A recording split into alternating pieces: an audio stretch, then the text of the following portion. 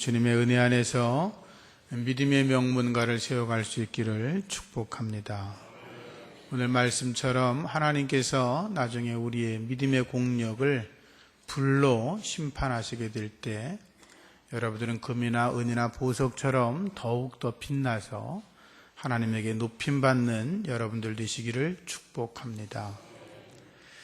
오늘은 다윗 왕의 이야기를 통해서 우리가 믿음의 명문가를 세워가는 일들에 대해서 말씀을 나누고자 합니다. 다윗은 이스라엘 민족 가운데에서 가장 높은 추앙을 받는 인물입니다.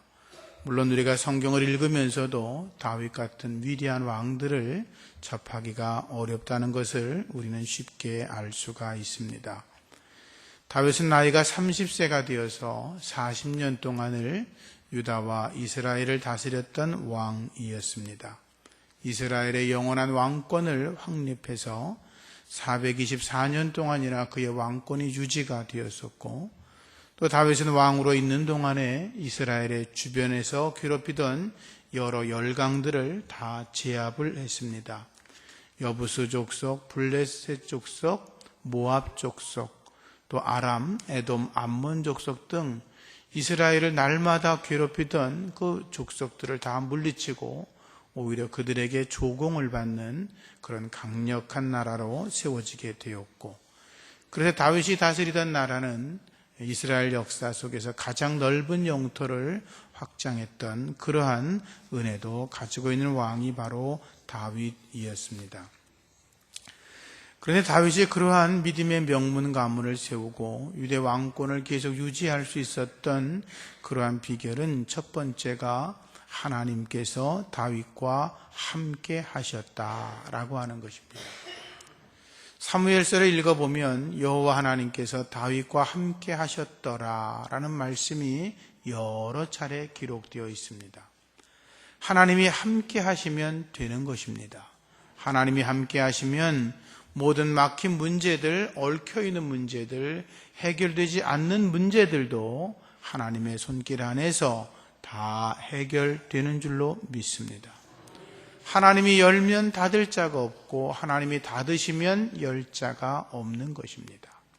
하나님과 늘 동행하시기를 축복합니다. 두 번째, 다윗은 하나님을 사랑한 자였습니다. 다윗이라는 이름의 뜻이 하나님을 사랑한다는 뜻입니다. 하나님을 사랑한다. 하나님을 사랑했던 다윗은 하나님을 향하여 노래할 때마다 여호와는 나의 목자이십니다 라고 노래를 합니다. 그리고 덧붙여서 그래서 제가 내 인생의 삶 속에서 부족함이 없습니다 라고 노래하고 있습니다. 하나님을 뜨겁게 사랑하면 하나님이 기뻐하시고 그들의 앞길을 넓혀 주시는 것입니다. 지금도 하나님을 사랑하시지만 더 하나님을 사랑하시기를 주의 이름으로 부탁합니다. 세 번째, 다윗은 바른 길을 걸어갔습니다. 다윗은 하나님을 사랑하는 자였지만 하나님 앞에서 경거망동하지 않았습니다. 하나님의 사랑을 특별히 받는다고 해서 그가 하나님을 함부로 하지 않았던 것입니다. 하나님을 두려워하고 언제나 하나님의 사랑 가운데에서도 바른 길을 걸어갔던 것입니다. 다윗은 자기를 죽이려고 쫓아다니던 원수 사울 왕을 죽일 기회가 여러 차례 있었습니다. 결정적으로 2번이나 있었습니다. 한 번은 사울 왕이 굴 속에 들어와서 용변을 보고 있을 때 바로 뒤에 자기들이 있었기 때문에 그저 칼로 베면 죽일 수 있었습니다. 또 한 번은 사울의 진영 안에 들어갔을 때 사울이 곤히 잠들고 있었는데 옆에 있던 군대 장군에게 칼로 찔르라고 하고 창으로 찌르라고 하면 그냥 찔르면 죽는 목숨이 사울이었습니다. 그런데 성경을 보면 다윗은 하나님께서 기름 부은 자를 함부로 할 수 없다고 말했습니다. 그를 건드리지 않았습니다. 하나님께서 사울 왕을 쓰러뜨릴 때까지 다윗은 참고 기다렸던 것입니다. 다윗은 신앙의 바른 길을 걸어갔고 하나님께서는 그의 모습을 보시고 그에게 믿음의 가문을 허락하여 주셨던 것입니다. 다윗은 밧세바와 간음한 적도 있습니다. 그의 남편 우리아를 죽였습니다. 모든 사람들이 자기의 죄와 허물을 기억하지 못하도록 없애버리려고 했습니다. 그리고 다윗은 자신의 권력을 이용해서 자기의 욕망을 취하려고 갖은 죄를 범하고 있었습니다. 그때 나단 선지자가 나타나서 다윗 왕의 잘못을 지적했을 때 그는 나단을 향하여 욕하지 아니하고 회개하고 하나님 앞에 바르게 섰습니다. 다윗 왕은 나단 선지자도 쥐도 새도 모르게 죽일 수 있었습니다. 자기의 죄를 들춰내고 허물을 들춰내는 자들을 얼마든지 없애할 수 있습니다. 어디 건방지게 왕 앞에서 그럴 수 있어? 라고 말할 수 있었지만 다윗은 하나님의 음성으로 알고 바른 길을 걸어갔습니다. 엎드려 회개하고 하나님의 뜻을 받들어 높였던 것입니다. 그래서 하나님께서 다윗을 높여주셨던 것입니다. 네 번째로 다윗은 하나님을 위해서라면 자기의 목숨까지도 다 드릴 수 있는 그런 믿음을 가지고 있었습니다. 다윗이 예루살렘을 다윗성으로 도읍지로 정하고 나서 하나님의 법궤를 모셔들어오지 않습니까? 그리고 자기를 위해서 왕궁을 크게 지었는데 그리고 나니까 마음이 늘 무거웠습니다. 하나님의 법궤, 하나님은 언제나 장막 가운데, 요즘으로 하면 이 천막, 텐트 안에 이렇게 모셔졌기 때문에 늘 송구스러운 마음이 있었습니다. 그래서 다윗이 하나님을 위해서 큰 성전을 지으려고 마음을 먹었습니다. 나단 선지자도 그 말을 들으니 너무나 좋았습니다. 그런데 놀라운 것은 하나님이 다윗의 마음을 허락하지 않았습니다. 다윗이 하나님을 위해서 큰 성전을 짓겠다고 하는데 하나님께서 안 된다고 말씀을 하셨습니다. 그러나 다윗은 실망하지 않습니다. 하나님께서 말씀하시면 자기의 생각도 접는 것이 다윗이었습니다. 그 후로 다윗은 하나님의 성전을 위해서 모든 것들을 준비합니다. 성경에 보면 금을 10만 달란트, 은을 100만 달란트, 그리고 놋과 철은 그 수를 헤아릴 수도 없을 만큼, 그리고 돌과 나무를 수없이 준비해 두었다고 기록되어 있습니다. 여러분, 한 달란트는 34kg입니다. 10만 달란트라고 하는 건 3.4kg인데 10만 달란트라고 하는 건 금이 3,400톤이나 된다는 것입니다. 은이 100만 달란트면 은의 무게만 34,000톤이라고 하는 것입니다. 어마어마하지 않습니까? 그 어마어마한 것을 다 준비했습니다. 그리고도 부족하다고 생각한 것이 다윗이었습니다. 전쟁에 나가 승리하고 전리품을 뺏어올 때마다 그 모든 전리품들을 하나님의 성전 짓는 일에 다 준비하도록 내어놓았던 것이 다윗이었습니다. 그렇게 하나님 앞에 불평하지 않고 모든 일에 감사하며 하나님을 위하여 자기의 삶 전체를 드리려고 했던 그 다윗을 하나님이 기뻐 여기시고 그를 믿음의 명문가로 세워주시고 하나님의 축복으로 이끌어 주셨던 것입니다. 사랑하는 성도님들, 여러분들도 하나님 안에서 믿음의 명문가 세워가시기를 예수 이름으로 축복합니다. 다윗은 이처럼 영원한 왕권을 소유한 자였습니다. 하나님의 놀라운 복을 받은 자였습니다. 그러나 다윗의 왕권은 완전하지 않았습니다. 앞서 말씀드린 것처럼 다윗은 밧세바와 간음을 행하고 우리아 장군을 죽였습니다. 그리고 그가 노년에는 인구조사를 실행합니다. 신하들은 하나님이 기뻐하지 않는 것이니까 행하지 말라고 이야기했지만 다윗은 고집을 부려 인구조사를 했고 그것이 하나님의 책망을 받아서 이스라엘 땅에 온역이 이르렀는데 7만 명이나 백성들이 죽었습니다. 다윗은 그렇게 어리석은 일도 했던 것을 우리가 성경을 통해서 볼 수가 있습니다. 그런데 이 다윗은 영원하고 완전한 왕은 아니었지만 다윗의 후손 가운데 오신 예수 그리스도는 영원하신 분이었고 완전하신 왕이셨고 그리고 다윗이 이루지 못했던 불완전했던 모든 것들을 완전함으로 이루신 영원한 왕이셨습니다. 그래서 우리가 예수 그리스도를 우리의 왕으로, 예수 그리스도를 나의 주님으로 모시고 살아가야 우리의 삶 속에 하나님의 축복이 임하고 여러분들의 가정이 믿음의 명문가가 될 줄로 믿습니다. 오늘 사도 바울의 고백처럼 우리는 우리의 믿음의 터를 예수 그리스도 위에 세워야 되는 것입니다. 믿음의 터를 예수 그리스도에 세운 자들만이 믿음의 가문을 이루어 갈 수 있다고 하는 것입니다. 첫 번째로 예수님은 믿음의 뿌리가 되십니다. 여러분들의 믿음의 뿌리가 우리 주님에게 내려 있다고 하는 것에 대해서 감사하시기를 바랍니다. 그 감사함으로 더 깊이 믿음의 뿌리를 내리셔서 하나님 안에서 그 주님이 주시는 거룩한 영적인 은혜를 마음껏 빨아들이셔서 풍성한 열매를 맺기를 예수 이름으로 축복합니다. 예수님께서 세상에 계실 때 사람들이 물었습니다. 네가 아브라함보다 더 큰 자냐라고 물었죠. 예수님께서 말씀하셨습니다. 너희 조상 아브라함은 나의 때가 올 것을 보고 즐거워하고 기뻐했다. 내가 진실로 너희들에게 말하는데 아브라함이 태어나기 전부터 내가 있었다고 주님이 말씀하셨습니다. 유대인들과 바리새인들은 내 나이가 지금 얼굴을 보니까 50살도 채 되지 못한 것 같은데 어떻게 내가 아브라함 이전에 있었냐고 물었지만 예수님 분명하게 말씀하셨습니다. 나는 아브라함이 나기 전부터 있었다. 나는 이미 아브라함 이전부터 태초부터 내가 존재했다고 주님은 말씀하고 계십니다.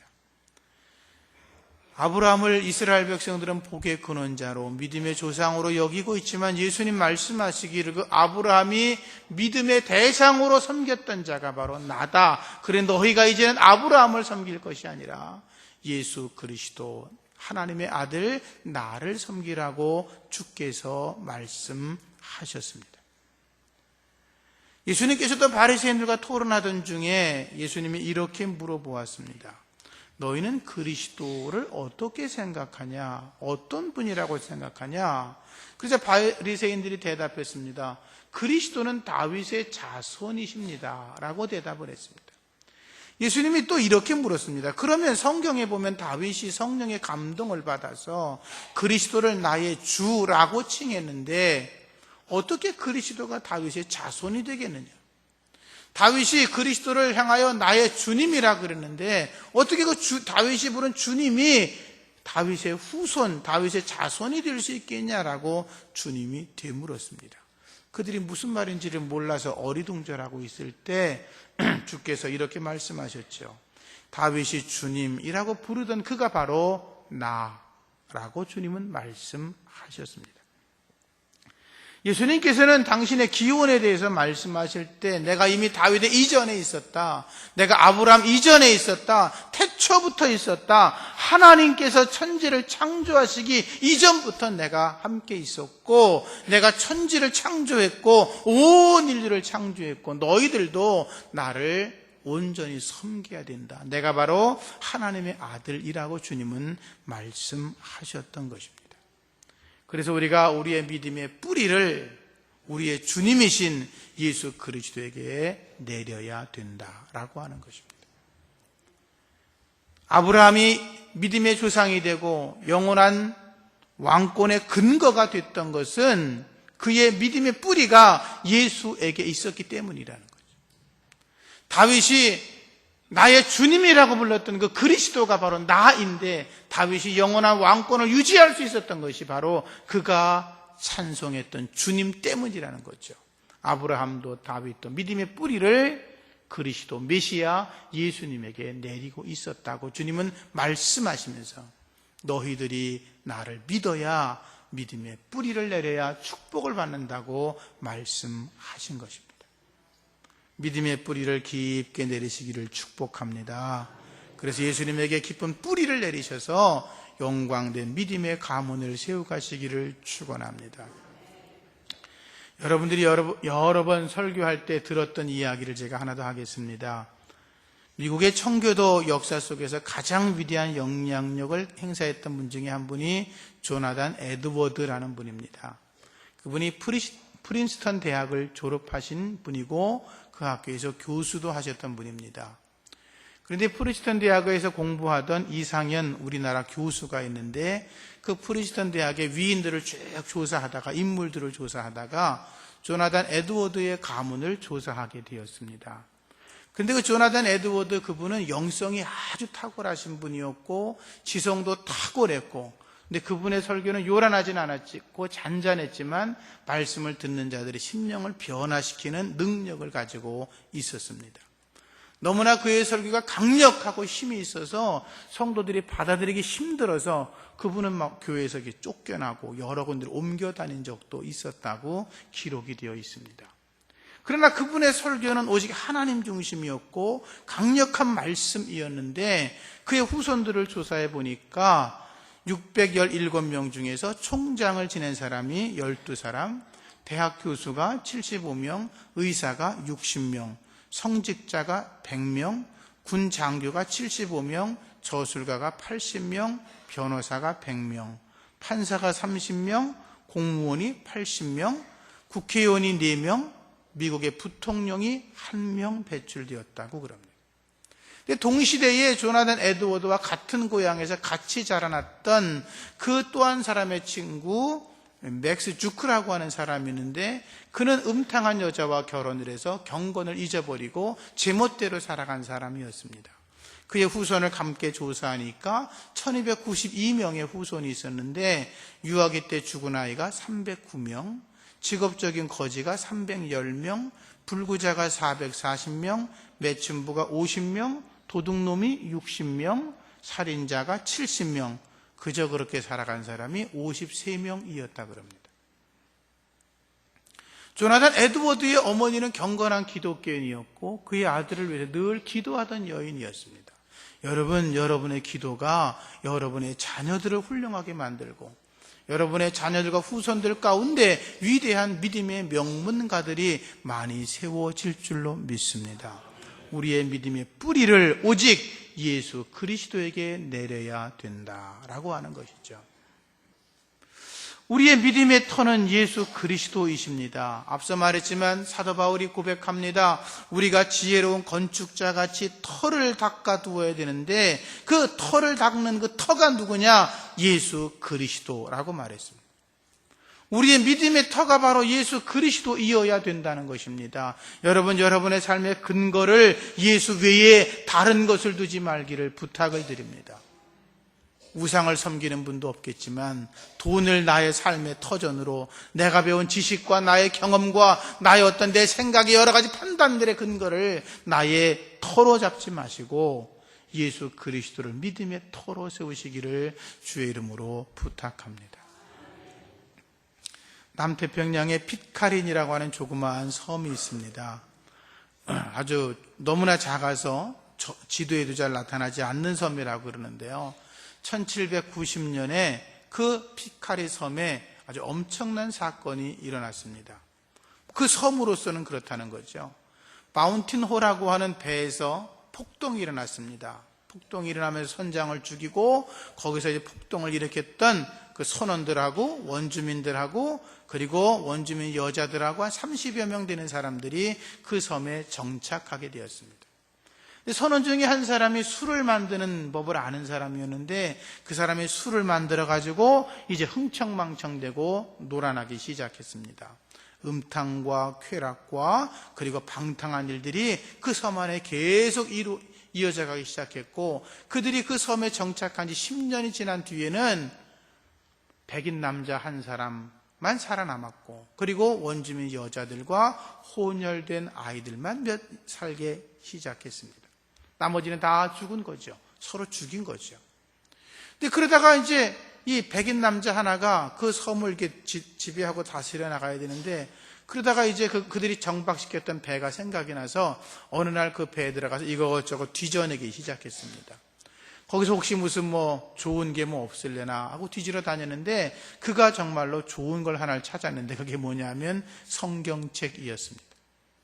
그들이 가지고 있는 책이 아무것도 없으니까 성경책에 뭐가 써있나 하고 생각 없이 이렇게 성경을 읽다가 하나님의 성령의 감동을 받고 그 변화를 받기 시작했고 하나님 앞에서 바른 사람이 되기 시작했습니다. 그래서 원주민 여자들과 아이들을 불러다 놓고 성경을 가르치기 시작했는데, 그 사건이 있으니 또다시 8년 지나고 나서 토파스라고 하는 배가 그 섬에 정박을 했는데, 그때는 그 피카린 섬에서 음란과 살인과 악행과 방탕이 다 사라져버리고 오직 하나님만을 온전히 섬기는 예배 공동체가 되었다고 기록에 남아 있습니다. 여러분, 우리의 믿음의 터가 예수 그리스도가 되어야 되는 것입니다. 우리가 예수를 믿기 전에 어떤 분들은 방탕한 가정, 죄악의 가정, 행복하지 않은 가정, 하나님이 기뻐하지 않는 어둠의 가정의 세력으로 살아갔던 분들이 이 자리에도 몇 분 계실 겁니다. 그러나 예수 믿고 우리가 예수님을 나의 믿음의 터로 여기고 그분을 높이며 살아가면서 여러분들의 가정이 그리스도 예수 안에서 참된 행복과 기쁨을 얻었다면 여러분들은 주의 은혜 가운데 거하는 것인 줄로 믿습니다. 마지막으로 예수 그리스도는 우리 믿음의 반석이 되십니다. 예수님께서 제자들을 데리고 가이사랴 빌립보 지방에 가셨을 때 제자들에게 물었지요. 세상 사람들이 나를 누구라고 하더냐? 예수님 사람들이 말합니다. 엘리야, 예레미야, 선지자 중에 한 사람, 죽은 세례 요한이 살아났다고도 그럽니다.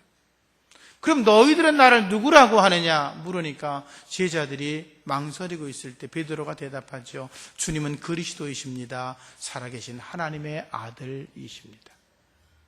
예수님께서 베드로를 향하여 축복하십니다. 바요나 시몬아, 내가 복이 있도다. 이를 내게 알게 한 것은 혈육이 아니라 하늘에 계신 내 아버지시다. 또 내가 내게 이르노니 너는 베드로라. 내가 이 반석 위에 내 교회를 세우리니 음부의 권세가 이기지 못한다고 말씀하셨습니다. 그때 주님께서 반석이라고 말씀하신 건 신앙 고백을 말합니다. 주는 그리스도이십니다. 살아계신 하나님의 아들이십니다. 그 고백 위에 교회를 세우겠다고 말씀하셨고, 또 더불어 말씀하시기를 천국 열쇠를 내가 줄 텐데 그 천국 열쇠를 너희가 받으면 땅에서 무엇이든지 매면 하늘에서도 매이고 땅에서 풀면 하늘에서도 풀릴 거라고 주께서 축복 말씀을 주셨습니다. 예수님은 믿음의 반석이십니다. 그분 위에 서야 되는 것입니다. 오늘날 교회가 믿음의 반석인 예수 그리스도 위에 서야 악한 마귀와 싸워 이길 수가 있습니다. 여러분들이 믿음의 반석인 예수 그리스도에 서야 세상과 맞서 싸워 이길 수가 있고 하나님의 축복을 소유할 수가 있는 것입니다. 그래서 시편 기자들이 노래한 것입니다. 여호와는 나의 반석이시다. 여호와 외에 우리 앞에 반석이 될 수가 있겠냐? 그들이 고백했던 것입니다. 나의 반석이신 하나님 앞에 여러분들의 삶을 들이시고 시편 기자의 고백처럼 여러분의 입술의 말과 그리고 묵상이 하나님께 연락되기를 주의 이름으로 축복합니다. 미국의 부시 대통령이 있었죠. 아버지를 이어서 아들도 대통령이 된 아주 믿음의 명문 가문 중에 하나죠. 그 일이 있기 전에 1885년에 미국의 존 퀸시 아담즈라고 하는 대통령이 아버지를 이어 대통령이 된 적이 한 번 있었고 180년 만에 이런 일들이 미국에 있었던 거죠. 아버지와 아들은 취임식장에서 서로 부둥키 하면서 하나님께 감사를 드렸고 또 그들은 이제 이 일은 우리 부시 가문의 영광이라고 그렇게 고백을 했죠. 그런데 사실 그 아들 부시는 한 40대를 지나가면서 아주 방탕한 생활을 했다 그래요. 알코올 중독이었고 삶의 방향과 목적을 찾지 못해서 제멋대로 된 인생을 살았다고 그러죠. 근데 그를 결정적으로 변화시켰던 사건이 있었는데 부시가 40세가 되었을 때 그의 아내가 이렇게 이야기합니다. 당신 이제는 이렇게 내가 더 이상 살 수 없으니까 결정을 해라. 술을 선택해서 인생을 망치든지 아니면 나를 선택하든지 둘 중에 하나를 하라고 그랬다 그래요.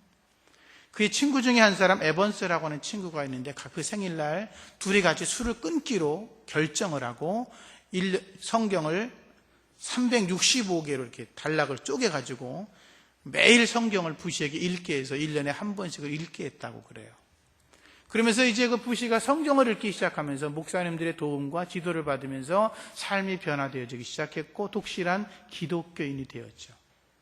그가 대통령이 되었을 때 그가 평상시는 붉은 넥타이를 메고 다녔는데 그날은 이렇게 청색 계통의 푸른 줄무늬 넥타이를 메고 나왔거든요. 그의 부인도 역시 그 청색 계통을 입었죠. 그것은 해이해지고 타락해가는 미국을 청교도 정신으로 회복시켜 보겠다고 하는 그런 의지가 담긴 것이었거든요. 아시는 것처럼 미국은 대통령 취임을 할 때 성요셉교회라고 하는 데서 이렇게 행진을 시작해요. 거기서 예배를 드리고 광장을 지나 행진을 하고 취임식장에서 성경에 손을 얹고 취임식을 하죠. 그 성경은 일대 대통령이었던 미국의 조지 워싱턴이 사용했던 손을 얹고 서약했던 그 성경을 지금까지도 보존해서 그들이 서약을 하죠. 무엇을 이야기하냐 하면 미국은 예수 그리스도를 이 나라의 반석으로 삼는다라고 하는 것을 고백하는 거예요. 여러분, 예수 그리스도를 우리의 믿음의 반석으로 고백하시고 살아가면 나라가 잘 되는 줄로 믿습니다. 예수 그리스도를 우리 가정의 반석으로 여기고 살아가면 우리의 가정이 믿음의 명문가로 세워져 나가는 것입니다. 예수 그리스도를 내 인생의 반석으로 믿고 나아가면 하나님이 우리의 길을 형통케 하여 주시는 것입니다. 그렇게 살아가시기를 축복합니다. 예수님 말씀하지 않았습니까? 지혜로운 자는 반석 위에 집을 짓는다 말씀하셨어요. 어리석은 자들이 모래 위에 집을 짓는다 그랬어요. 부서진다는 거죠. 여러분, 모래 위에 지은 자가 아니라 반석 위에 집을 지어서 하나님 안에서 믿음의 명문 가문을 세워가시기를 부탁합니다. 우리를 예수 그리스도는 믿음의 뿌리이십니다. 예수 그리스도는 믿음의 터전이십니다. 예수 그리스도는 믿음의 반석이십니다. 그분 안에서 여러분들이 승리하시고 여러분의 가정을 믿음의 명문 가문을 만들어 가시기를 축복합니다. 기도하겠습니다. 하나님 감사합니다. 살아계신 아버지 하나님의 그 놀라운 권세와 은혜가 언제나 우리 가운데 있게 하시고 우리의 믿음의 가문의 터가 되시고 뿌리가 되시고 반석이 되시는 예수 그리스도 위에 우리의 믿음을 세워나가서 하나님 안에서 믿음의 명문가를 세우는 축복의 가정들이 저들의 가정 되게 하여 주시옵소서. 예수님의 이름으로 기도합니다. 아멘. 찬송가